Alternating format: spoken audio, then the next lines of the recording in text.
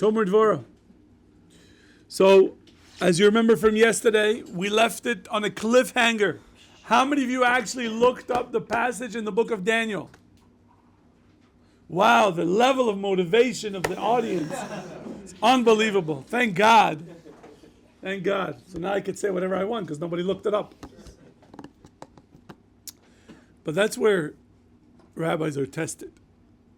That is, when we teach, we have to be ne'eman, faithful to the sources. We have to present it as it is, and no matter what. So the fact that you guys didn't do your homework, even you didn't look it up, I was sure you're going to look it up. I was planning to. Not you. Why do you think I'm always talking to you? You're my favorite? After Moshe. But Moshe's number 7. There's 6 other guys. Yeah. And some of them are not even here. Can we get the list? Why, you're not on it? I'm kidding. Top 5. Sexton's the top 5. He's the top 3. Full 1, 2, 3. He's top 3. No. Number 1 has to be reserved for a South African. Whoa. You have to do that. Because if you notice, South Africans are the most polite, roll with it. You know, they're really cool people. Not the Canadian? No. Canadians are lost. I'm sorry. No offense, don't write letters. You know? This is the Canadian, ministry. We never want to see you in our country. You just wait. It's like, okay. Tough. No. So, here comes the story. The dream of the Nebuchadnezzar, he sees a statue.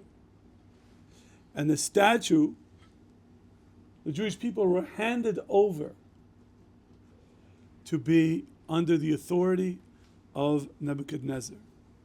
And if you remember, the Babylonians came all the way from Bavel to Eretz Yisrael, destroyed Yerushalayim and the Beis Hamikdash, exiled the Jewish people, which means take everybody that they netted and brought them to Bavel. And we were in Golus, living in this terrible situation for 70 years. So says the Tomer Devorah that the king of Bavel, Melech Bavel, what's going on? You come, you have to touch somebody's leg. Is that the rule? Right? Cops go up to, when they hear stop a car, they touch. So he comes in, he just grabs somebody's leg. Why would you be bothering me? Oh my God. Are you serious, man? You're right. I'm sorry. He doesn't want to tell you that I was bothering him first. That doesn't make me feel any better. But it probably makes These are, for those of you at home that are not here, these are 2 people in their mid to late 20s, maybe even older. These are not 18-year-olds. Hey, you touch my leg. No, I touch my leg. These are candidates for shidduchim. These are unbelievable. And one of them's Canadian.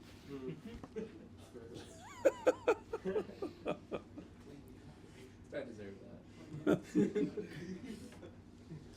So says Tomer Devorah, the Jewish people were handed onto the authority of Melech Bavel, Rashi Didohav. The head of the statue was made out of gold. And that was the head. And then they were handed to the Persians. Shehen Chadoi v'drooi dichsaf. That the chest and the arms were made out of silver. And then it went even lower. That the legs were made out of iron. Okay, so there was the stomach and the thighs were made out of bronze, and below from here downwards it was made of iron, and the last part was made out of pottery, cheres. So pottery is made out of what's the ceramic. Okay, and what did Nebuchadnezzar see? He saw that a rock falls on the legs of this statue and destroys the legs. Okay, and then slowly the entire statue starts sinking and getting sort of grinded into dust.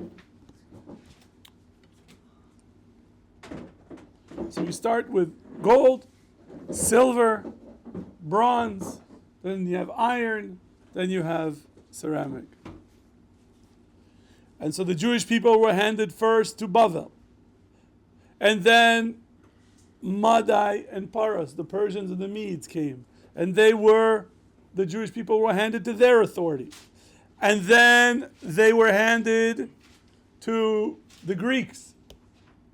And then we reached our last Golus, which is the Golus that we're in today, which has lasted for 2,000 years almost. And in this parable, the last part, this last Golus, is, as we said, made up of two parts: iron and ceramic, or earthenware. One is very susceptible to breaking, and iron doesn't break so easily.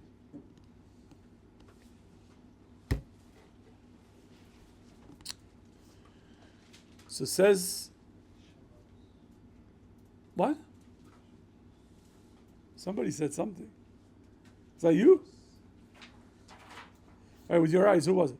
It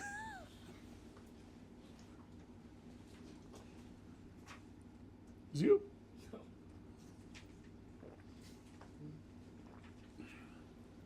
So listen to what he says now. And what would happen B'tachlit hatov, at the end of time? The Kadosh Baruch Hu raises all four malchuyos that subjugated the Jewish people.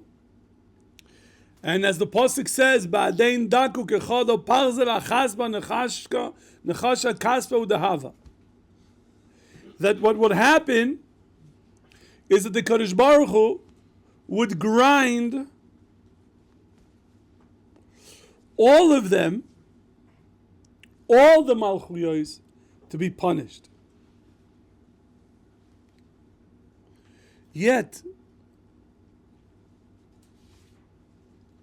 the pasuk says, this is the pasuk that he wants to focus on, that in the beginning it says, Umechad letzalma al raglohi,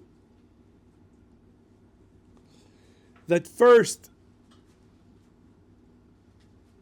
the Kadosh Baruch Hu attacks the foundations of these malchuyos, and the rest of them, it moves up and up and up, so that all of it is destroyed. All of it is destroyed. It starts from the legs. Why from the legs? Because symbolically the legs are where our strength is. Right? A person who can't stand is not going to do well in battle. Right, Josh? If you know anything about one of the greatest military victories and one of the largest wars in the ancient world was the Battle of Cannae between Hannibal, who brought his forces across the Alps to defeat the Romans. And the Romans came with a huge army, and they lost close to 50,000 men. And a lot of them, the way they were wounded, were in their thighs, so that they couldn't fight. They would just chop their legs, and then later on return to finish them off. It's the Roman sources tell us. So the power of all these malchuyos, or where the strength is the legs. That's why the image in the dream is that the statue is destroyed from the bottom up, not from the top. And so now he says, here's what he says. Why is it that the stone that the Kadosh Baruch Hu metaphorically is going to bring destroy the entire statue? It first talks about that it's going to hit the legs only. So if the legs are gone, then what? That means that the rest are going to be there. So he says, no, that the Kadosh Baruch Hu is going to set the angel of the Samech Mem and all the Rashaim who do his bidding and judge them. Even though those Malchuyos are essentially doing Hashem's will. There's a reason why we don't have the Beis HaMikdash. There's a reason why we're subjugated today. It's because we don't merit to have the Beis HaMikdash. Every generation, Chazal tell us, every generation that the Beis HaMikdash isn't built has to see that it is because of them that the Beis HaMikdash is destroyed. So the reason we don't have a Beis HaMikdash today is because of us. Our ancestors behaved in such a way that the Beis HaMikdash was destroyed, and we are continuing this way. So yeah, we might not be worshiping idols anymore, right? Mike, you're done with that? We're not into spilling blood, right, Ariel? We're done. And we're not doing arayas, gilui arayot, illicit sexual relations, correct? Everyone's behaving themselves. But we have sinas chinam.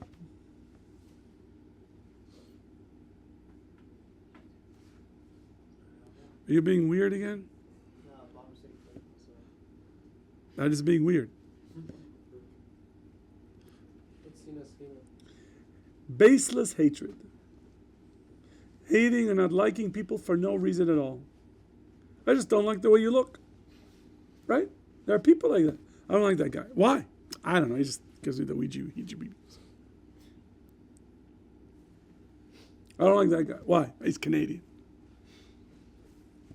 No.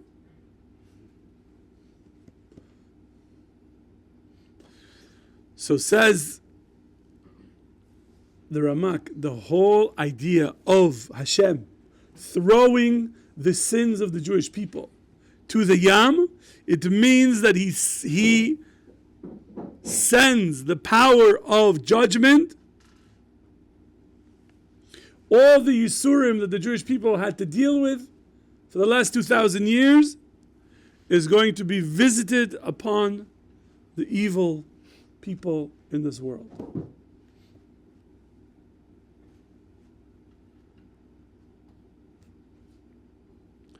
There is one of those. I mean, it's a hard thing to say what I'm going to say next, and so before the shouting and the yelling begins, I want you to just take a deep breath and think before you speak. I don't want to mention any names. Okay? When the Jewish people faced national or communal catastrophes, it woke up Jews to return to HaKadosh Baruch Hu.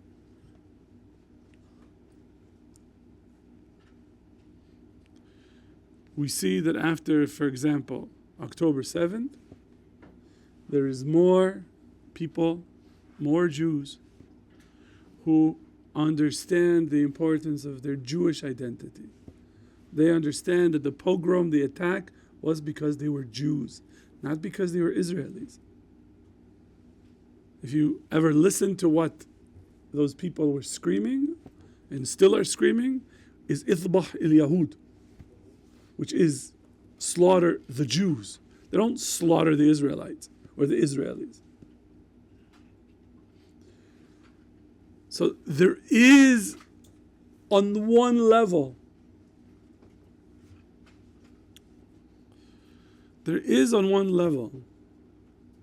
an aspect that these Rashaim wake us up. But at the cost of terrible, terrible suffering. And here we see that, as the Torah says, that the Kadosh Baruch Hu promises us that they will be punished for what they have done.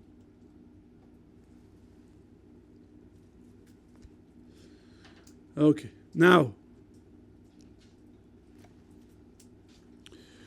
what about us? So what do we want to do? What are we going to do? Take on Rashaim now? We're all going to take ninjutsu classes? Run around with... Well, you have a better martial arts you want us to learn? What? Brazilian Jiu-Jitsu. Mixed martial arts. That's what I do as MMA.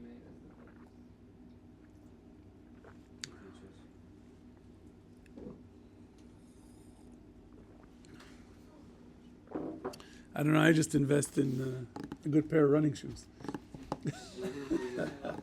Right, you know there's this story, these two Jews were walking in the forest, and all of a sudden a bear appears. So one guy bends down and ties his shoes. So his friend says, well, dude, what are you doing? He says, I'm tying my shoes. He says, what, you're going to outrun the bear? He says, no, I'm going to outrun you. I'll go get help. That's l'chara, not mutter. But it's a separate discussion. So, he says in the same midah, that's how a Jew should behave with his friend. What? That even if he's a Rasha, and because he's a Rasha, he's got a lot of Yisurim, a lot of suffering, a lot of bad things happen to him. You know, we are not allowed to hate that Jew. Rather, the goal is that since he's suffering, we have to understand that he's being punished by HaKadosh Baruch Hu. And that's enough. We don't need to make it worse. We don't need to make it to such an extent that we are adding fuel to the fire. And so we have to try to bring him closer to HaKadosh Baruch Hu. We need to show him a welcoming face, show him mercy, and if we can help him, we should help him.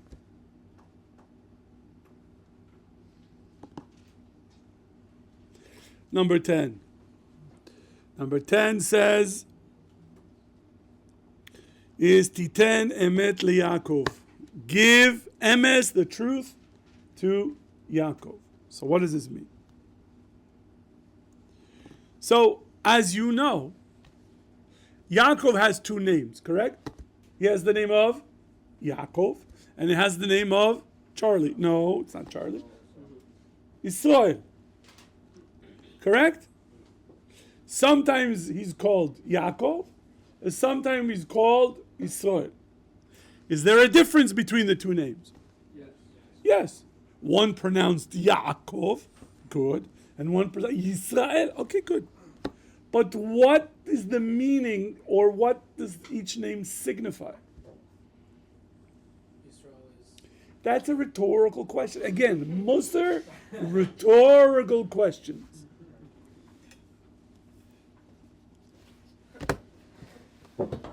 Canadian again.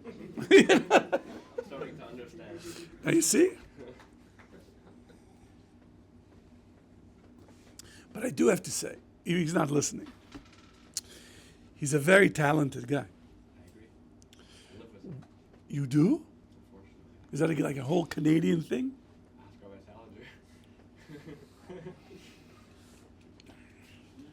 Salinger. You're not Canadian, are you? Nope. Oh Hashem. Keep it that way. Soon you will become. Look at this. Look at this. Yeah, listen. Yeah, you'll be American. But you're not from Montreal, are you? Yeah. Yes, you are. Yes, you're not. I am. You are. Good. So that saves you.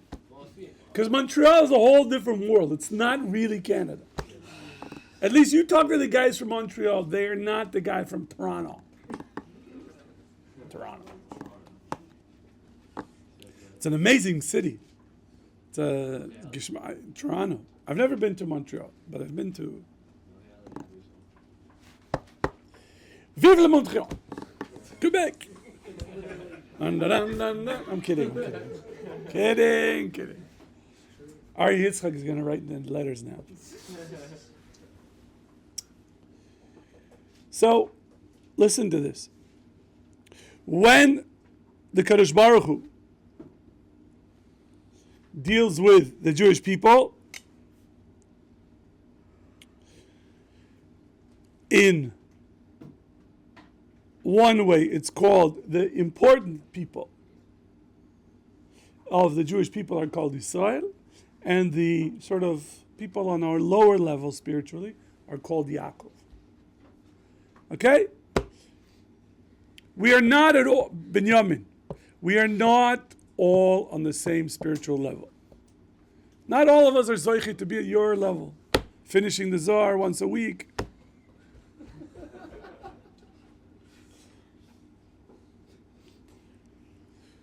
We're different levels, Maishi, right? The sad part is that people think that their level is low and they don't recognize what their true level is. You won't know what your level is until you apply yourself. And I can tell you just from personal experience, I thought there's certain things that I couldn't do. Like, there's no way. And I did this, and like, wow, I can actually do that. So then I'll try this. And then I could do that also. And as you get tremendous siyata dishmaya, help from Hashem, to reach higher and higher levels in your learning, in your stuff, to apply yourself. You wanted to ask something? Yeah. Please. Is it okay to say to yourself, Allah where I am? Yes, it's important to say this is good, but the basis, right, you have to be holding as a Jew or Shomer Torah and mitzvahs. Right? For example, so if there's a Jew who says, I like this, I'm comfortable. Yeah, where are you holding? Well, where I'm holding is I eat kosher style. Shabbos is, not yet. And everything else is, I'm good. You know, that's good. Leave me alone. Okay. Let's not forget, each and every one of us in this room and outside has something called the Yetzer Hara. And the Yetzer Hara doesn't want you to be here. He doesn't want you to be in yeshiva. He doesn't want you to be bichlal doing anything remotely tied to Kedusha. So he's not going to leave you alone. It's not like when you come to Israel, it's sort of when you get on the plane, Yetzer Hara says, nice knowing you. And you go on the plane and he comes with you. Right? You land, you enter the door of the yeshiva, you enter, it's still with you. So you think the Yetzer Hara left you and is waiting outside this base medrash? No, it comes in with you. Like, yeah, we got this. And as you hear, you learn, and the Yetzer Hara goes, don't believe him. He's talking nonsense. Does that all the time. The Yetzer Hara does that to me. I listen to a shir, like, it's ridiculous. That can't be.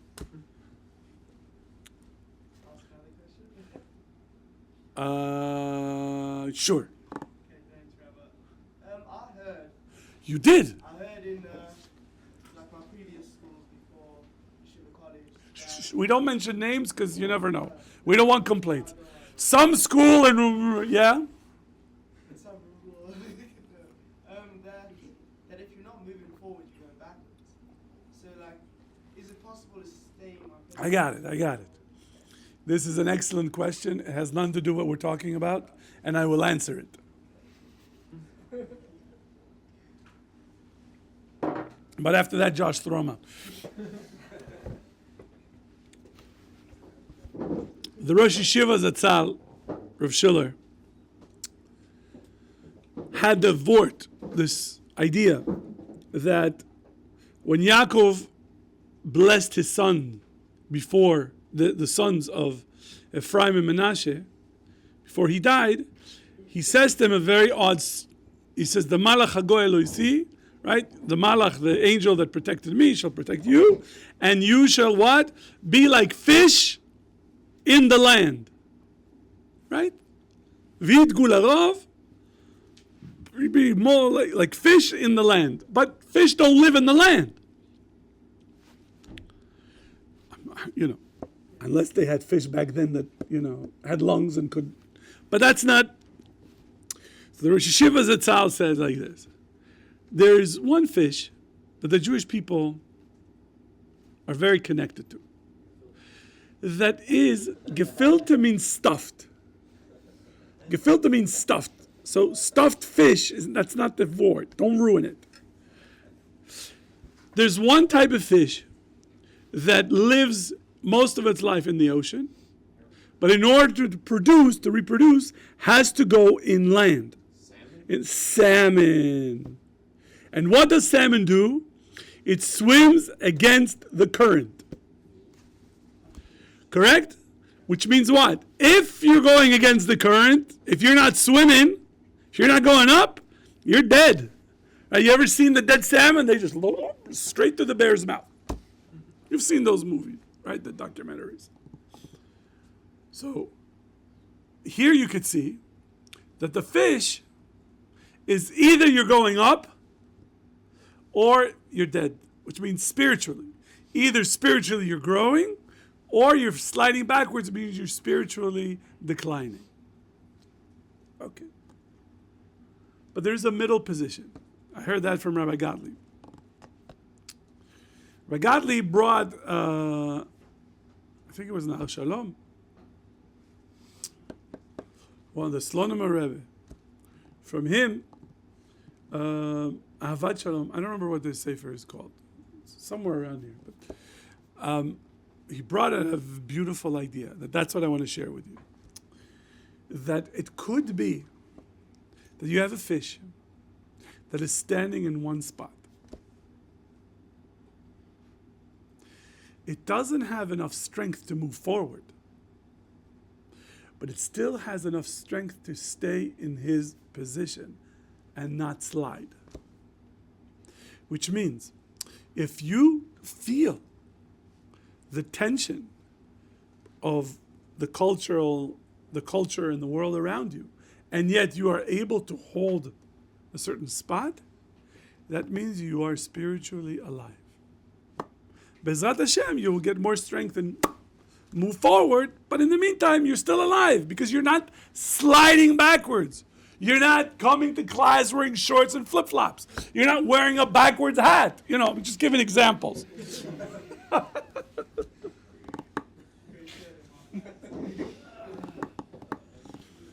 People tell me that they dress the way they do because of the weather. I'm from Arizona and I dress the way I do because...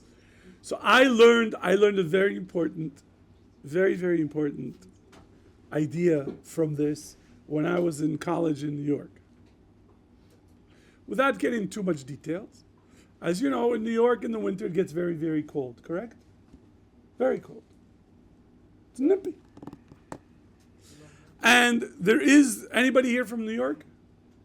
Nobody. Good, so I could say anything I want.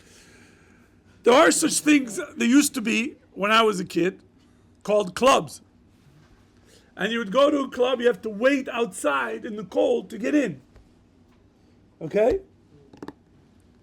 There would be a certain gender outside in the cold, waiting to get in. And they would not be dressed so modestly. And I realized that they dressed this way, willing to freeze to send a message. I could dress this way to send a message about my relationship with the Kadosh Baruch Hu. That is, people don't dress for weather, my friend. People dress to send a message. You ever heard of the idea of the clothes make the man? Right? Dress for the job you want, not the job you have. Looking over here. Sexy leg version, section, telling you that toe is, and it's starting to, oh, thank God you got socks on. So, Good you can't see my toes. I don't want to see your toes. Nobody does.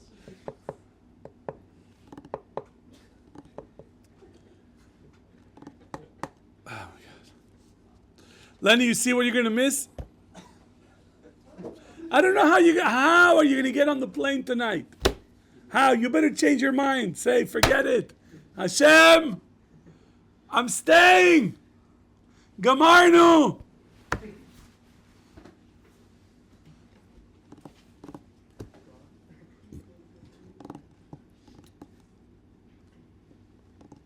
So, clothes, for example, Moshe, are a way that we express the level of where we're holding. So it's a thing.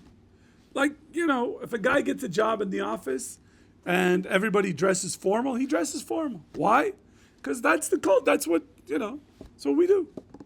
Doesn't matter though what you wear. It does. It does. Your performance, by the way, I've seen these studies that they did on kids who wear uniforms to school perform better than kids who don't wear uniforms to school. Jacket and tie, it makes you sort of like,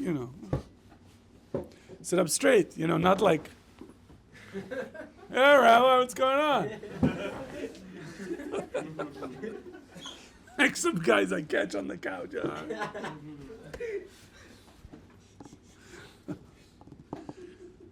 I think that the clothes do send a message. And again, what's the message that you want to send? To yourself? To the world around you? It's a mahalach. I'm not saying that you need to change the way how you... I'm just telling you how, when people tell me that people dress for the weather, that's not true. If you got a job making, I don't know, $200,000 a year, you had to wear a suit, right, and a tie every day, no matter what the weather was like, you would show up to work dressed in a suit and tie no matter what. It's just, and you wouldn't complain that it's too hot, or because you'd save your money, go to on vacation in the winter to Acapulco, wherever people go. I don't know where people go these days, and have a great time. I hear Azerbaijan is great during this time of year. Right? Good weather? And lots of lamb. But how do you get kosher meat in Azerbaijan? Checkmate! What? Probably they're going to take Yeah, you're a vegetarian, I get it. Eats mushrooms and shrubs. Tov. So did I answer your... There is this idea, if you're not going up, you're going down. It's true. It's true. But if you feel the resistance and you're still holding, you're okay. You're okay. The goal, I think, or the correct outlook, is that it's something that you decide on your own. That is, you have to make a conscious decision of saying, okay, I'm going to now push myself a little bit. And in a sense, it's what Rav Dessler calls conquered grounds. And I'll give you the example of what I mean. When a person starts out, let's say they take on one mitzvah. And a lot of guys take on the mitzvah of tefillin. And they say, Rabbi, I'm going to put tefillin every Shabbos. Like, no. We don't put tefillin on Shabbos. Okay, fine. So he's having to put tefillin every day. And it's hard for them in the beginning. And then they get into the rhythm and it's done. They put on tefillin every day. And that becomes it's no longer a battle. It's no longer a battle. Then what happens? If they want to take on something new, I don't know. Give me an example. Let's say they want to take on, I'm going to keep kosher. So, fine. So then, all of a sudden, that becomes the new difficulty. And the Yetzer is battling over that. And then you cross, you get used to it, and you're like, it's done. I'm kosher. So all of a sudden, the Yetzer says, okay, whatever. I lost this battle. Let's move on. Let's see what else. If you slide backwards, let's say a person started putting on tefillin, and it was holding pretty well for a few months, and then he sort of slacked off. Now it's a battle all over again. It's as if you didn't do it at all in the beginning. Because according to Rav Dessler, the Yetzer Hara is always where the battlefield is. Right? When you have two armies, where's the fighting? The fighting is not over here. The fighting is where the two armies meet, which is what mitzvah you're taking on. That's where the Yetzer Hara, where's the battle. If you pushed and now you moved it, you already conquered that mitzvah. So it becomes easier. And now it's okay, now we move on to a new battle. What's that new battle? Then that's what the fight is. And then you push forward. Okay, you're over here. So that's the battle. That's the battle. So if you want to, once you defeat the army, as long as you don't advance, there's no pressure. There's no pressure. But the Yetzer is waiting. And he's like, just wait, son. I'm going to get you. All right, we'll stop here. We'll start with Midat Emes. Tomorrow, Mirtzeh Hashem. Tomorrow is, don't forget, is Tuesday. Then there's Wednesday class. And on Thursday, you guys are going to Meiron. So there will be no 3 o'clock class because the bus leaves at 1:30 or 1 o'clock.